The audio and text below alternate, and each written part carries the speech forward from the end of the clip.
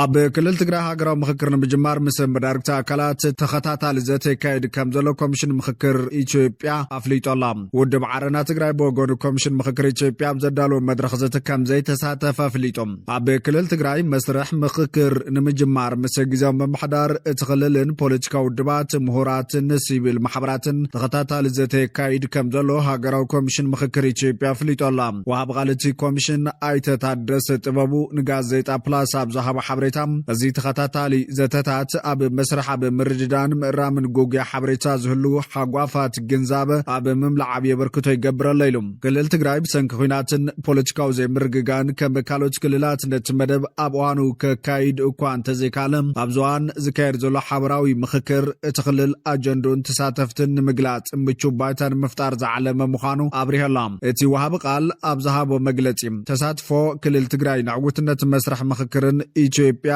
ናብ ዝሓሸ ምዕራፍ ንምስግጋርን ወሳኒ ምዃኑ እቲ ኮሚሽን ምስ ግዜያዊ ምምሕዳርን ካልኦት ፖለቲካውን ማሕበራውን ሓይልታት እቲ ክልል ዘሎ ርክብ ኣጠናኺሩ ከም ዝቕጽል ኣረጋጊጾላ። እቲ ኮሚሽን መስርሕ ምክክር ነጻ ዘይሻራውን ንኹሉ ዝሓቆፉ ንኽኸውን ሃገራዊ ሓላፍነትን ምፍጻም ድሉው ምዃኑ ገሊጾላ። ውድብ ዓረና ትግራይ ድማ ኣብ መግለጺኡ ለመቐነን ዓረና ትግራይ ሓዊሱ 8 ውድባት ኣብ ኮሚሽን ምክክር ኢትዮጵያ ዘዳለወ ዘተ ክሳተፋ ወሲነን ብደብዳቤ ፍሊጠንን ዝብል ዜና ጌጋ ምዃኑን ዓረና ጽሓፉ ደብዳቤ ይኹን ዝሳተፎ መድረኽ ከም ዘለ ክነፍልጥ ንፈቱ ኢሎላ። ኣብ ዝሓለፈ ሰሙን ሃገራዊ ምክክር ኮሚሽን ኢትዮጵያ ዘዳለወ መድረኽ መሰረት ዝገበረ ዝተጋውሓ ሓበሬታ ጌጋ ከም ዝኾነን ዓረና ኣብቲ ኮሚሽን ዘዳለወ ዘተ ከም ዘይተሳተፈን ብምግላጽ እቲ ሓበሬታ ንክእረመሉ ውድብ ዓረና ተሓሳሲቦላ። ኣብ መወዳእታ ድማ እቲ ኮሚሽን ገለልተኛ ብዘይ ምዃኑ ኣብቲ ዘተ ወይ ምክክር ኩሎም ፖለቲካዊ ሓይልታት ዝሳተፈ ንክኸውን ኣብ መላምላ መራሕቲ ኮሚሽነራት እቲ ኮሚሽን ብገለልተኛ ኣካላት ክምረጹ እናተገበኦም ብብልጽግና ብቐጥታ ዝተሾሙ ስለ ዝኾኑ ኣብ ስርሖም እምነት የብልናን እቲ ኮሚሽን ዝተዋሃቦ ስልጣን እውን ግልጽነት ዝጎደለ ስለ ዝኾነ ንሸፈጥ ዝተቓልዐ እዩ ወዘተ ዝብሉ ነጥብታት ብምልዓል ኣብ ልዕሊ እቲ ኮሚሽን ቅድሚ ሕዚ ተቃይሙ ምንባር ዓረና ትግራይ ዲሞክራሲን ሉዓላውነትን ኣዘኻኺረላ። ብርጋዴር ጀነራል ጉዕሽ ገብረ ከም ዝተኣሰረ ሓደ ላዕለዋይ ኣዛዚ ሰራዊት ትግራይ ንሊላይ ቲቪ ኣረጋጊጾላ። ኣብ ሰራዊት ትግራይ ኣዛዚ ኣርማ 15 ኮይኑ ዝመራሕ ዝነበረ ብርጋዴር ጀነራል ጉዕሽ ገብረ ትማል ኣጋምሸት ከም ዝተኣሰረ ተረጋጊጾም። ሓደ ሹም ክጥቀስ ፍቃደኛ ዘይኮነ ሓደ ካብ ላዕለዎት ኣዛዝቲ ሰራዊት ትግራይ ንሊላይ ቲቪ ኣብ ዝሃቦ ሓበሬታ ጉዕሽ ገብረ ዓጀብቱ ዕጥቂ ፈቲሖም ንሱ ከም ዝተወሰደ ሓቢሮላ። ኣብ ሰራዊት ትግራይ ዋና ኣዛዚ ግንባር ሰሜን ምብራቅ ዝኾነ መጀር ጀነራል ማሾ በየነ ትማል ኣጋምሸት ከም ሓለቁን ኣብ ቤት ጽሕፈቱ ከም ዝጸውዐን ድሓር ግን ዓጀብቱ ዕጥቁ ኣፍቲሖም ንዕኡ ናብ ዘይተፈለጠ ቦታ ከም ዝወሰዱ ወረጋጊጽና ኣለና ኢሉ እቲ ሓበሬታ ብርጋዴር ጀነራል ጉዕሽ ገብረ ናይታ ኣብ ዙርያ ዓዲግራት ትንቀሳቐስ ኣርማ 15 ዝመርሕን ቅድሚ ፊርማ ውዕል ፕሪቶርያ ኣብ ዝነበረ ኩናት ወተሃደራት ኤርትራ ንዓዲግራት ከይቆጻጸሩ ልዕሊ ኣስተዋጽኦ ከም ዝገበረ ይዝረበሎም። ጀነራል ታደሰ ወረደ ብዛዕባ ማእሰርቲ እቲ ጀነራል ዝፈልጦ ነገር ከም ዘይብሉ ምንጭታት ሊላይ ቲቪ ሓቢሮም ኣሎም። ጀነራል ጉዕሽ ገብረ ናብ ሻዕብያ ተመሓላሊፉ ተዋሂቡ ዝብል ሓበሬታ ግን ካብ ሓቂ ዝረሓቐ ከም ዝኾነ ምንጭና ወሲኹ ገሊጹ ኢሉ ሊላይ ቲቪ ጉዕሽ ገብረ ካብቶም ነቲ ካብ ኮርን ላዕሊ ኮርን ዝበሃል ወዳድባ ዝተቃወመ ኣዘዝቲ ሰራዊት ሓደ ከም ዝኾነ ይዝከር። ኣብ ውሽጢ ሕወሓት ብዝተፈጠረ ዘይምቅዳው ስዒቡ ኣብ መንጎ ኣዘዝቲ ላዕለዎት ሰራዊት ትግራይ ምክፍፋል ከም ዘሎ ሊላይ ቲቪ ዝረኸቦ ጭብጥ ሓበሬታ ኣመላኺቶላ። ንጀነራል ጉዕሽ ገብረ ከም ዝኣሰረ ብሽም ዘይጠቐሰ ቢሮ ሰላምን ፀጥታን ትግራይ ብወገኑ ፍርቂ ለይቲ ኣብ ዘውፅኦ መግለጺ ልዕሊ ሕግን ስርዓትን ምዃነ ይከኣልን ክብል ተሓንየላ። እቲ ቢሮ ፍርቂ ለይቲ ኣብ ዘውፅኦ መግለጺ ጥንካረ ሰራዊትና ንምሕላውን ዝተዋሃበና ተልእኾ ብብቕዓት ንምፍጻምን ሰራዊትና ናይ ውሽጢ ጥሬቱን ሓድነቱን እናሓለወን እናተመዓራረየን ኣብ ኩናት ይኹን ኣብ ሰላም ዓበይቲ ዓወታት እናመዝገበ ምጽንሕ ይፍለጥ። በዛ ኣንፈት እዚ ናይ ዲስፕሊንን ሕጊ ጥሕሰትን ዝፈጸሙ ኣካላት ብሕጊ እናተሓተቱን እናተኣረሙን ኣብ ዋና ተልእኾኦም ክዓጽሉ ብቐጻልነት ዝካየድ መደብ መሰረት ዝገበረ ዕለታዊ ህንፀት ናይ ሰራዊት ትግራይ ልሙድ ስራሕ እዮም። ሓደ ሓደ ኣመራርሓ ሰራዊት ኩሉ ሰብ ኣብ ቅድሚ ሕጊ ማዕረ ምዃኑ ረሲዖምን ናይ ሰራዊት መተሓዳደር ደንቢ ጥሒሶምን ኣብ ዘየድሊ ናይ ዲስፕሊንን ሕግን ጥሕሰት ብድፍረት ዝሳተፉ ምህላዎም ተፈሊጡ ዝፍጸምዎ ዘለው ጌጋታት ክእሮም ንዝተገብረሎም ጻዕርን ምኽርን ክሰምዑ ስለ ዘይከኣሉ ብዝፈጸምዎ ስሕተት ሕጊ ናይ ምሕታት ሓላፍነት ዘለዎ ትካል ጉዳዮም ክጻርን ብሕጊ ክረአን ወሲኑ ኣሎ ክብል ኣፍሊጦም። እቶም ተደጋጋሚ ዝተፈጸሙ ጥሕሰታት ቀዳማይ ኣሃዱታት ውሽጣዊ ሰላም ክስእናን ኣብ መንጎ ተጋዳላይን ኣመራርሑን ምትእምማን ከይህሉን ምስራሕ፣ ካልኣይ ንወድዓዊ ጸገማት ብምብላጽ ሰራዊትና ከይስልጥንን ንልእኹ ከይዳሉን ዓንቃፍ ተራ ምጽዋትን ምስ ሸፋቱ ዕላዊ ርክብ ምፍጣር ሓይሊ ሰብ ብምምልማል ሽፍትነት ናይ ምብርትታዕ ተግባር ምፍጻም ሳልሳይ ኣብ ከተማታት ዓመፅን ዕግርግርን ንክልዓል ነዚ መስርሕ ዝኾኑ ሰባት ኣብ ምጉጃልን ምውዳብን ተግባራትን ምውፋር ዝብሉ ኮይኖም እዚኦም ድማ ንመመሓዳደር ደንቢ ሰራዊትና ብምጽራር ዝፍጸም ዘሎ ምስ ምዃኖም ተሓታትነት ንምርግጋጽን ሕግን ስርዓትን ንምኽባርን እንትበሃል ሕጊ ምኽባር ድማ ካብ ውሽጥና ክጅምር ዝግብኦን ስለ ዝኾነ ኣብ ዝኾነ ብርከ መራርሓ ያሉ ብዘይፈላላይ ብቐጻልነት ዝትግበርን ክኸውን ድማ ኢሉ ወሲኹም ስለ ዝኾነ ሰብ ነጻይ ዝበሃል ካብ ዝመስል ተግባራት ብሕጊ ተጻሪዩ ንጹህ ምዃኑን ትረጋገጽ ጥራዩ ብምዃን ድማ ነዚ ውሳነን ኣትግባብሩን ዝዓንቅፍ ዝኾነ ይኹን ውልቀ ሰብ ጉጅለ ወይ ኣካል እንተሃልዩ ከም ዘይንዕገስ እናገለጽና ኣብ ተመሳሳሊ ጥፋት ኣሎ እዩ ተባሂሉ ኣብ ዝጥርጠር ወገን ሕጊ ናይ ምኽባር ስራሕትና ተጠናኺሩ ከም ዝቕጽል ንመላእ ህዝብናን ሰራዊትናን ክነፍልጥ ንፈቱ ብምባል ተሓንየላ እዚ ከም ዘሎ ኮይኑ ወኪል ሕወሓት ኮይና ኣብ ጽምዶ ክሳተፍ ዝጸንሐ ኣክቲቪስት ብርሃነ ገብረ ገርግስ ሰብ ሳነሰብ ኣብ ከተማ ሽረ እንዳስላሳ ኣብ ቀይዲ ከም ዝኣተወ ተሰሚዑ ኣሎ እቲ ውልቀ ሰብ ኣብ ዝቐረባ እዋናት ጽምዶ ተጨዊ እዩ ሕወሓት ጸቢብ ጉጅለ ዝብል ድምጽታት ኣብ ማሕበራዊ ሚድያን ዝተፈላለዩ ሚድያታትን ከቕርብ ድሕሪ ምጽንሕ እዩ ኣብ ቀይዲ ከም ዝኣተወ ንምርግጋጽ ተኻይሉ ዘሎ መንግስት ኢትዮጵያ ተመዛበልቲ ትግራይ ንምምላስ ኣብ ግዛታት ምዕራብ ትግራይ ዝርከቡ ምሕዳራት ደመቀ ዘውዱ ከፍርስ ከም ዝወሰነ ኣመኻሪ ጉዳያት ምብራቕ ኣፍሪካ ቀዳማይ ሚኒስትር ኢትዮጵያ ኣይተ ጌታቸው ረዳ ገሊጾም መንግስት ፌደራል ኣብ ውሽጢ ትግራይ ዝርከቡ ተመዛበልቲ ንኽምለሱ ንምምችቻው ዝካየድ ዘሎ ጻዕሪ ብምዃኑ ኣብ ምዕራብ ትግራይ ዝርከብ ምምሕዳር ንምፍራስ ይሸባሸብ ከም ዘሎ ፕሬዚዳንት ግዜያዊ ምምሕዳር ትግራይ ነበርን ኣመኻሪ ጉዳያት ምብራቕ ኣፍሪካ ቀዳማይ ሚኒስትር ኢትዮጵያን ኣይተ ጌታቸው ረዳ ገሊጾም ኣብ ትግራይ ላዕሊ 1 ሚልዮን ህዝቢ ተመዛቢሉ ኣብ ዝኸፈ ኩነታት ኮይኑ ዝቕጽል ዘሎ ኮይኑ ድሕሪ ላዕሊ 3 ዓመት ካብ መወዳእታ ዓብዪ ሰብኣዊ ቅልውላው ዝገደፈ ቃዕናውን ዝተናውሐን ኩናት ናብ መረበቶም ንምምላስ መንግስት ፌደራል ከም ዝወሰነ ይትፈሊጡ ዘሎ ኣይተ ጌታቸው ረዳ ንዘ ሪፖርተር ቋንቋ እንግሊዝኛ ኣብ ዝሃቦ መግለጺ መንግስት ፌደራል ተመዛበልቲ ንኽምለሱ መንገዲ ንምምችቻው ኣብ ከባቢታት ምዕራብ ትግራይ ዝርከቡ ምምሕዳራት ከባቢ ንምፍራስ መደብ ከም ዘለዎ ገሊጾም ይኹን እምበር ስምምዕ ፕሪቶርያ ብግቡእ ንምትግባር እቲ ቁልፊ ነገር ምትሕባርን ምርድዳን ምዃኑ እውን ኣብርሄሎ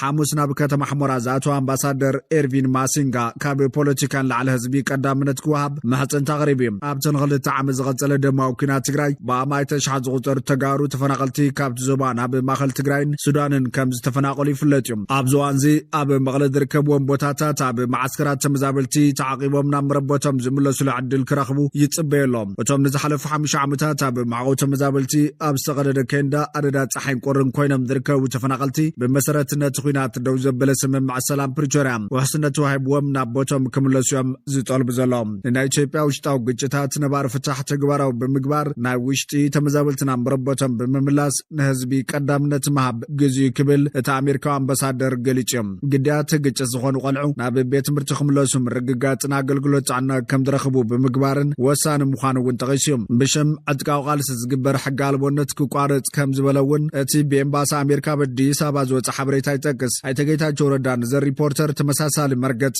ዘለዎ ሓሳብ ዝሃበ ኮይኖም እቲ ማእኸላይ መንግስቲ ብዘይ ናይ ሳልሳይ ወገን ተሳትፎ ውሽጣዊ ፍልልያት ምፍታሕን ንኣተግባብራ ስምምዕ ፕሪቶርያ ተወፋይነት ምርኣይን ምዃኑ ኣስሚሩሉ እዮም ኣምባሳደር ማሲንጋ ዛዕነው ትሕተ ቅርጽታት ድርሩት ኣገልግሎታት ጥዕናን ስእነት መሰረታዊ ኣገልግሎታትን ኣብ ላዕሊ ህይወት ነበርቲ ኣሉታዊ ፀቕጢ ይፈጥር ምህላው ረድዩ ተመዛበልቲ ናብ ቦቶም ናይ ምምላስ መስርሕ ብኢትዮጵያ ዝምራሕ ክኸውን ሃገሩ ከም ትድግፍ ድማ እቲ ኣምባሳደር ኣፍሊጦላ ተመዛበልቲ ብውሕስነትን ክብረትን ንምምላስ ብውልቂ ዝውስንሉ ብኢትዮጵያ ዝምራሕን ብሕቡራት ሃገራት ዝድገፍን መስርሕ ኣሜሪካ ትድግፍ እያ ኢሉ ኩሎም ወገናት ላዕሊ ፖለቲካን ህዝቢ ብምቕዳም ህዝቢ ፖለቲካዊ መጻኢኡ ኣብዚ ጥዕምዋን ክውስን ክገድፍዎን ምሕፀን ድማ ኢሎም ኣብቲ ሓይልታት ፀጥታን ዕጡቓት ፋኖን ናይ ትኽልል ከምኡውን ሓይልታት ኤርትራ ዝተሳተፉሉ ኣንጻር ሓይልታት ትግራይ ዝተኻየደ ኩናት ብሓይሊ ነቲ መሬት ብምቁፅጻር ንልዕሊ 5 ዓመታት ሰብ መዝክለለ ምሓራ የመሓድርዎ ኣለዎም እቲ ጉዳይ ድሕሪ ስምምዕ ፕሪቶርያ ኣብ መንጎ ፌደራላዊ መንግስትን ብሕወሓት ዝቕለሰ ግዜያዊ ምምሕዳር ትግራይን ቀጻሊ ምስሓብን ውጥጥን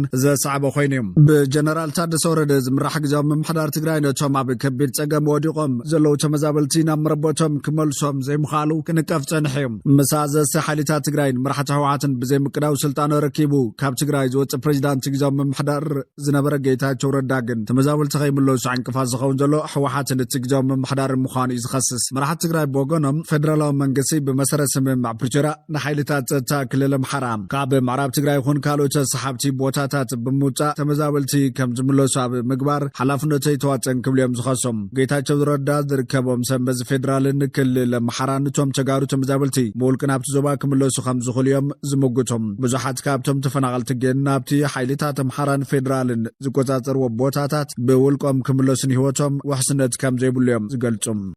ግልጋሎት ኤሌክትሪክ ኢትዮጵያ ሪጅን መቐለ ኣብ ትግራይ ኣብ ዝሓለፈ 6 ወርሒ ጥራሕ ብሰንኪ ዕንወት መሰረተ ልምዓት ኤሌክትሪክ ልዕሊ 387 ሚልዮን ብር ክሳራ ከም ዘጋጠሞ ኣፍሊጦም ግልጋሎት ሓይሊ ኤሌክትሪክ ኢትዮጵያ ሪጅን ሰሜን መቐለ ኣብ 34 ከተማታት ትግራይ ስራሕቲ ዳግመ ህንፀት መሰረተ ልምዓት መብራህቲ ይሰርሕ ከም ዘሎ ሓቢሮላ ግልጋሎት ኤሌክትሪክ ኢትዮጵያ ሪጅን መቐለ ኣብ ወሃባ ግልጋሎት ትካል ምስ መዳርግቲ ኣካላትን ቆልፊ ዓማዊልን ዋዕላ ሳሊጦላ እቲ ትካል ዝህቦም ኣገልግሎታት ንምምሓ ሽን ሓደሽተ ሰራራሕታትን ምትእታውን ግደ መዳርግቲ ኣካላትን ዓማዊልን ልዑል ከም ዝኾነ ሓቢር እዮም ተወካል ሓላፊ ግልጋሎት ሓይሊ ኤሌክትሪክ ኢትዮጵያ ሪጅን መቐለ ኣይተ ሃብታሙ ለማ ትካሎም ካብ ሚያዝያ 2015 ዓም ጀሚሩ ብብርኪ ክልል ብልዕሊ 1.3 ቢልዮን ብር በጀት ኣብ 34 ከተማታት ትግራይ ስራሕቲ ዳግመ ህንፀት መሰረተ ልምዓት መብራህቲ ይሰርሕ ከም ዘሎ ሓቢሮም እቲ ስራሕ ዝረአ ዝነበረን ዘሎን ምቁራጽ ሓይልን ምንካይ ኮይኑ ዛጊድ ልዕሊ 14700 ኮንክሪት ፖል ብምስራሕ 497 ኪሎሜትር ዝርግሕ መስመር ከም ዝተወገነ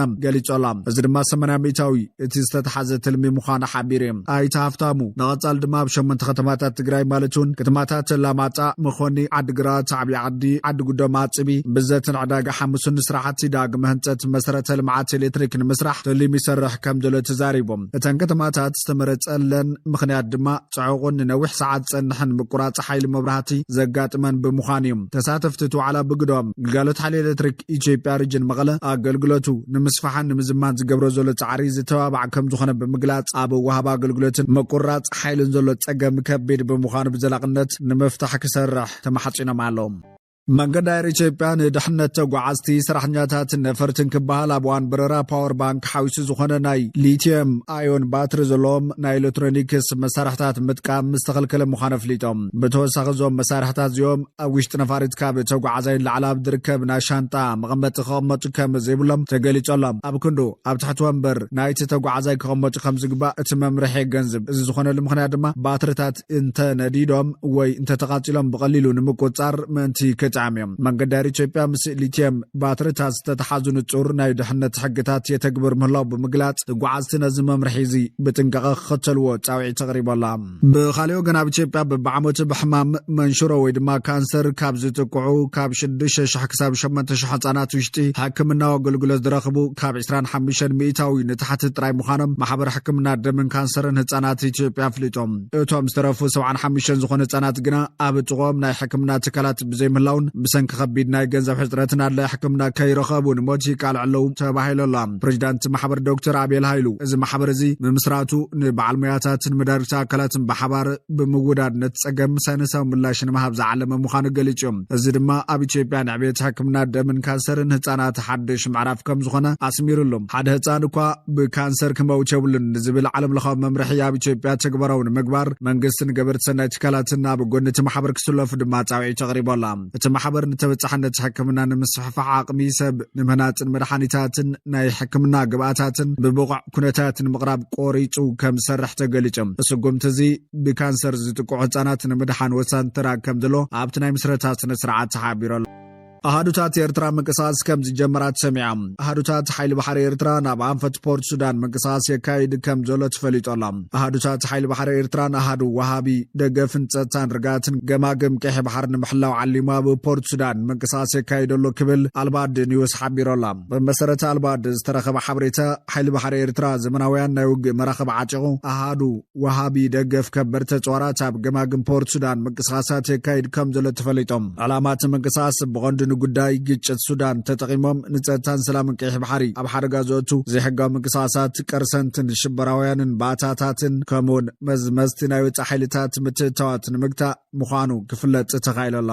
እዚ ከም ዘሎ ኮይኑ ፕሬዚዳንት ግብፂ ዓብደልፈታሕ አልሲሲ ኣብ መንጎ ግብፅን ኢትዮጵያን ብዛዕባ ማያት ሩባ ኣባይን ዝፍጠር ምሰሓብ ንምሽምጋል ፕሬዚዳንት ኣሜሪካ ትራምፕ ዳግም ንዘቕረቡ ዕድመ ኢዱ ፕሬዚዳንት ትራምፕ ብዛዕባ ዓብዪ ግድብ ህዳሴ ኢትዮጵያ ምስ ግብፂ ዘሎ ምሰሓብ ዳግም ንምዝራብ ድሌት ከም ዘለዎም ኣብቲ ብ16 ጥሪ ዘውፅኦ ደብዳቤ ገሊጾም ትራምፕ ናብ ፕሬዚዳንት ግብፂ ዓብደልፈታሕ አልሲሲ ኣብ ጻሓፎ ደብዳቤ ሃገር ብዛዕባ ዓብይ ግድብ ህዳሴ ኢትዮጵያ ትገብሮ ዘላ ናይ ሽምግልና ጻዕርታት ከተቕጽል ድብሉቱ ምዃና ገሊጾም ኢትዮጵያ ብሩባ ኣባይ ህንጸት ካብቲ ጀመረት ሒዛ ምስ ሱዳንን ግብፅን ኣብ ውጥጥ ከም ዘላ ይፍለጥ እዮም ግብፂ ኢትዮጵያን ሱዳንን ንዝሓለፈ 40 ዓመታት ብዛዕባ ሩባ ኣባይ ክዘራርባ እኳ እንተጸንሓም ንሰለስተ ሃገራት ክዘራርባ እኳ እንተጸንሓ ንሰለስተ ሃገራት ዘዕግብ ኩሉ መዳዊ ስሉሳዊ ስምምዕ ግን ኣይተበጽሐን ኢትዮጵያ ብመወዳእታ ዝሓለፈ ዓመት ዛዚማ ዘመረቐቶ ዓብይ ግድብ ህዳሴ ኢትዮጵያ ልዕሊ 5,000 ሜጋዋት ሓይሊ ኤሌክትሪክ ከም ዘመንጭ ገለጾም ፕሬዚዳንት አልሲሲ ብቐዳሚ ኣብ ኤክስ ኣብ ዘርግሖ ጽሑፍ ግብፂ ኣብ ዙርያቲ ምስ ኢትዮጵያ ዘካትዕ ዘሎ ዓብይ ግድብ ህዳሴ ኢትዮጵያ ብዝምልከት ኣብ ጉዳይ ድሕንነት ማይታ ሃገር ዘለዋ መርገጽን ስኽፍታታትን ከም ዘይተቐየረ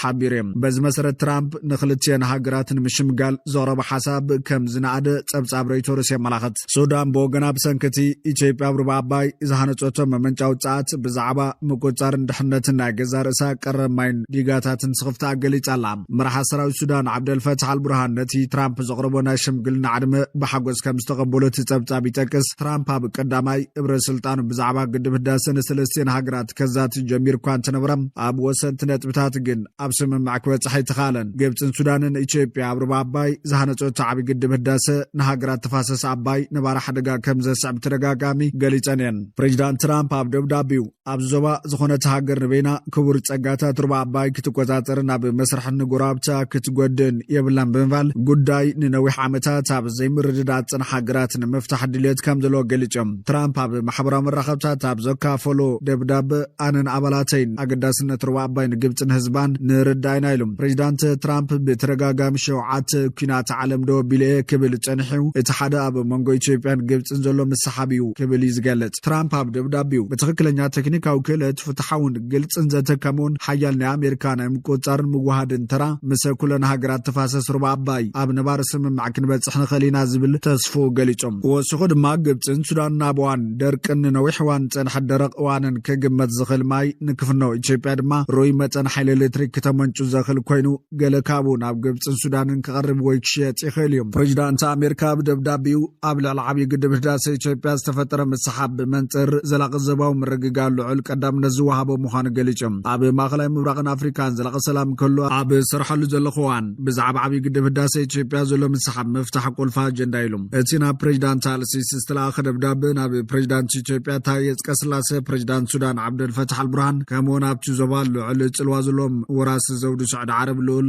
መሐመድ ቢን ሳልማንን ፕሬዚዳንት ኢሚራት ዓረብ መሐመድ ቢን ዛይድን ተላኺዮም ኣሜሪካ ብመንጎ ክልቲአን ሃገራት ዝካየድ ልዝብ መዓዝ ከም እትጅምር ግን እቲ ደብዳቤ ገለጸን መንግስቲ ኢትዮጵያ እውን ብዛዕባ እቲ ደብዳቤ ርእይቶ ይሃበን እቲ ንዘተ ናብ ዋሽንግተን ክገዝ ትጽቢት ዝግበረሉ ዝነበረ ፕሬዚዳንት ንማይ ኣባይ ብፍሉይ ምቁጽጻርን ኣብ እዋን ድርቂ ማይ ካብቲ ግድብ ምፍናውን ዝብል ሓሳብ ንመርገጺ ግብፂ ዝድግፍ ብምዃኑ ነቲ ዕድመ ብሓጎስ ተቐቢልዎ ኣላ ኢትዮጵያ እቲ ግድብን ሃገራት ተፋሰስ ከም ዘይጎድእ ብምግላጽ ሕጋዊ መሰላዊ ፍትሓዊ ኣጠቓቕማ ተፈጥሮዊ ሃፍቲ ትጥቀመሉ ከም ዘላ ብተደጋጋሚ ገሊጻ እያ ብልዕሊ $5 ቢልዮን ዝተሃነጸ ግድብ ህዳሴ ኣብ 1.78 ኪሎ ሜትር ዝተዘርግሐ 145 ሜትሮ ብራኽ ኣለዎ ኣብ ዓለም እቲ ዝነውሐ ሩባ ተባሂሉ ዝፍለጥ ፈለግ ኒል ልዕሊ 75 ሚእታዊ ማይ ካብ ኢትዮጵያ ዝረክብ ዝበዝሕ ማይ ቱርባ እትጥቀም ግብፂ ህንፀት እቲ ግድብ ኣብ ኢትዮጵያ ብተደጋጋሚ ጥርዓነ ቀሪባ ኣላ ኢትዮጵያ ነዚ ክስታት ብተደጋጋሚ ክትነጽጎ ጸኒሓ ግብፂ ኣብ 1959 ኣብ ዝተገብረ መግዛእታዊ ስምምዕ ብምጥቃስ ካብ